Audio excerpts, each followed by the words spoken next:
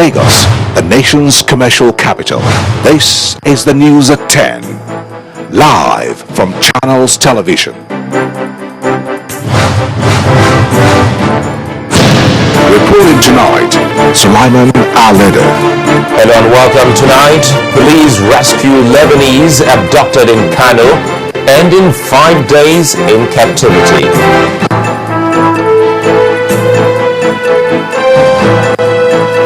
Yobe Electoral Commission set to conduct council election in 17 local government areas tomorrow, despite state of emergency in the state.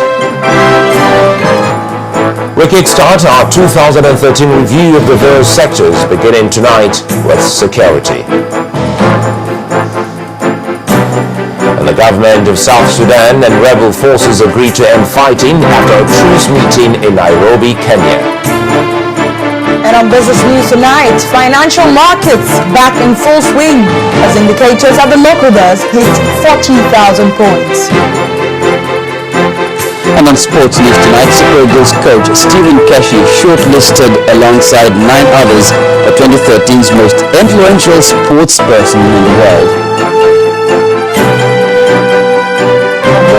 From Abuja, experts views in state police and call for the establishment of a new military formation to tackle terrorism. Plus, Lagos Governor reads Riot Act to car dealers operating on unapproved roadside showrooms.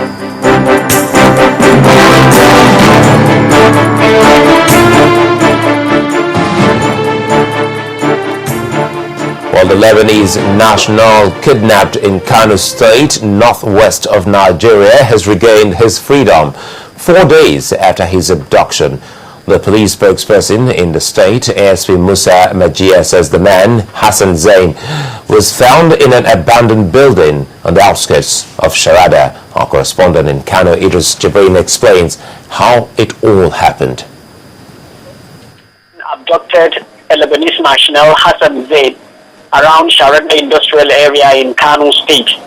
Now, 4 days exactly after his abduction, the police says they have found Hassan Zaid in an abandoned building at the outskirts of Sharada industrial area. However, we do not know whether ransom has been paid for the release of Hassan Zaid. When the police says he was unhurt, nothing happens to him, and they did not tell us whether a ransom had been paid, and there was no any raid carried out by the police in order to discover his location. They just found him in that abandoned building. The police were conducting a search. After his abduction, the police says they have mounted roadblocks in all the exits from Kano State with a view to apprehend the abductors. However, in the process of conducting their search and patrol, a team of police officers discovered him at that abandoned building. So where is he now?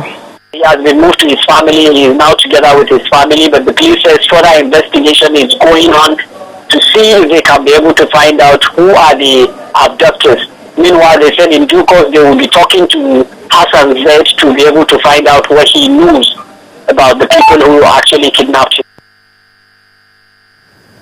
Well, Channels Television correspondent in Kano State, explaining the circumstances surrounding the release of Hassan Zaid, the Lebanese national freed in Kano.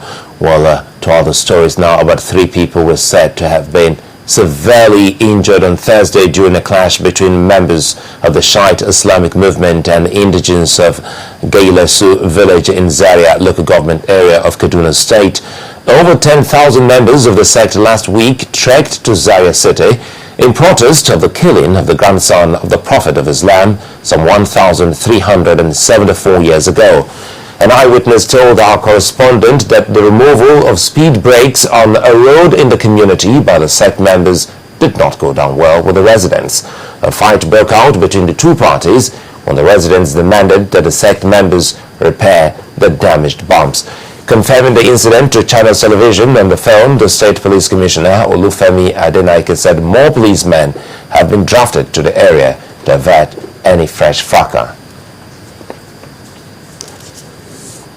Now, 4 years after the last local government elections in Yobe State, the State Independent Electoral Commission is set to conduct another election tomorrow, the 28th of December. This is coming against the backdrop of the state of emergency slammed on the state by the federal government since May this year. The chairman of the Electoral Commission, Alhaji Muhammad Abdul, in an interview with Channels Television in Damaturu, the Yobe state capital, says all the sensitive and non-sensitive materials have already been dispatched to all the local government headquarters. The chairman of the Independent National Electoral Commission had blacklisted Yobe, Borno and Adamawa states from participating in the 2015 general elections due to violent insurgency in the areas. The local elections may, however, serve as a litmus test for Yobe State. In the meantime, the 3 Division of the Nigerian Army has announced a restriction of movement of vehicles and persons during the conduct of the election from 8 in the morning to 3 in the afternoon. The ruling People's Democratic Party appears to have a lot on its plate at this time as more of its members continue to move to the opposition party, the APC. Former leaders of the PDP in Oyun local government area of Kwara State have led their members to the camp to the APC. The leaders accused the PDP national leadership of unnecessary influence on its local running. When the news of the mass movement of members of the PDP to the APC in Kwara State broke, it was with some mixed feelings. To confirm these new developments, some other members of the party trooped to the party state secretariat in Ilorin, and their doubts were cleared. Several kilometers away from the state capital, members of the PDP gather in 2s and 3s, and the defection stories on their lips as they hold their private conversations.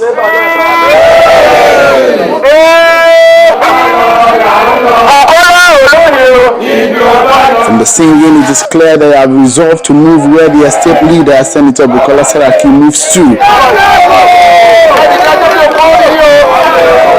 Some people in Abuja started seizing the power into their own hands, interfering in the running of the states, interfering in our selection of local candidates, and this is totally undemocratic and unacceptable to the generality of the PDP members. That's why you find the defections. That's why you find us where we are today. And we feel that in the new party of APC, we are all new members to this party. There is no single card yet. We are all now going to be new members of this new democratic movement. Indeed, the APC appears now to be getting more members, while the ruling PDP is losing grip in some of its former strongholds. PDP is a party people respect in this country, but now we've lost grip and control totally. The battle for the soul of the Nigerian politics ahead of 2015 is on, and it is in this kind of forum at the grassroots that the strength of the party is often determined. As the players trade in their game, Nigerians are watching and will determine how it all pans out at the polls. Well, we're not done with Kwara State yet. 2 new High Court judges have been sworn in there. The 2 judges, Adenaike Akinpelu and Aminat Ishaq, were sworn in by Governor Abdul Fattah Ahmed, who charged them to handle cases with sincerity of purpose to justify the confidence reposed in them. He reminded them that their position calls for hard work and a commitment to support the government's effort to uphold the rule of law. Do solemnly swear that I will be faithful and bear true allegiance to the Federal Republic of Nigeria. And the General School Lagos for Academy and our judiciary is responsible for its integrity, resilience, and honor. I hope that this is noble match will sustain and carry the principles of our illustrious judicial, especially now that we are identity of women and war, ensuring our gender sensitivity.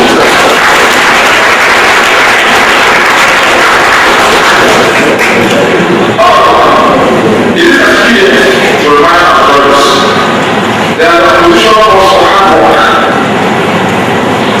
discretion, and commitment.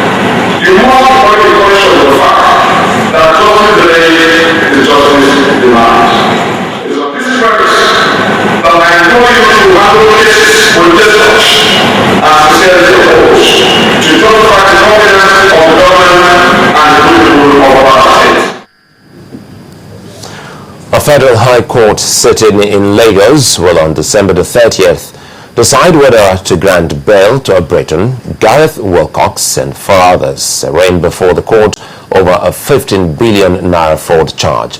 Justice Mohammed Yunus had fixed the date today after both the defense and the prosecution lawyers adopted their applications for and against bail. Wilcox, a former managing director of Ibom Power Company, is standing trial alongside a former managing director of the defunct Gulf Bank PLC, Mr. Johnson Adebami, and a former company secretary, legal advisor to the defunct bank, Uche Weche, on a 21-count charge. The 3 men were arraigned before the court by the Special Fraud Unit of the Nigerian Police Force on a 21-count charge of conspiracy, fraud, illegal conversion of fund, and aiding and abetting. Also arraigned along the 3 accused were Ibom Power Company and Like Engineering Company, which are alleged to be owned by the Briton.